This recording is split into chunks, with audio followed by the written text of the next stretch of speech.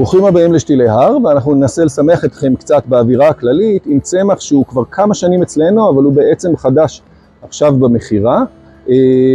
קיבלנו אותו לפני כמה שנים, לפני 3, 4, 5 שנים, באוסף של נמטנטוסים, שפתאום ראינו 2-3 זנים מיוחדים, ושמרנו את האחד הזה ועוד אחד, והוא התגלה כצמח פשוט נפלא. אנחנו קוראים לו נמטנטוס פני השמש, כי לא מצאנו אותו בכלל ברשת בשום מקום, ואפשר לראות על פרח שלו, הפרח, קוראים להם גולדפיש פלנט באנגלית לקבוצה הזאת, אפשר לראות את הפרח הבקבוקי, שהוא בדרך כלל צהוב כתום, אבל פה הוא מין כתום עם ניקוד שהולך ומתחזק אדום, ויש לו גם גביעים אדומים, שכשהפרח נושר, הגביעים האדומים נשארים חודשים, ויש לו גם עלים כהים ולבלוב של עלים אדמדם, אפשר לראות את העלה שהוא אדמדם גם מאחורה, וגם הגבעולים קצת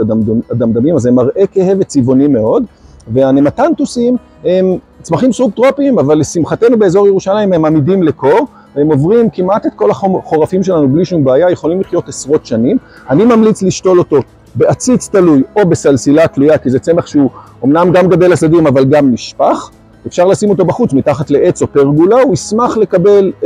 צל או צל מואר או אפילו קצת שמש, יכול גם במקום מואר בתוך הבית, אבל הם עמידים ליובש, כמה שהם טרופיים הם עמידים ליובש, ואפשר להשקות אותם השקיה רגילה בטפטוף אולי פעם ביום, יש ניקוז טוב, כדאי לדאוג לו, אבל אפשר גם להשקות פעם בשבוע באופן ידני, והזן הזה ספציפית עושה רושם שפורח כל השנה. אצלי היה אחד שפרח 2 רצוף, בחורף קר מאוד, כשירד מתחת לאפס הוא טיפה סבל, אבל תראו כמה הצמח הזה יפה, ויש עכשיו צמחים קטנים נחמדים למחירה, יאיר מגדל אותם בשבילנו, נמטנטוס פני השמש, צמח חדש, מעולה לבית ולבחוץ בצל, בואו לשתילי הר.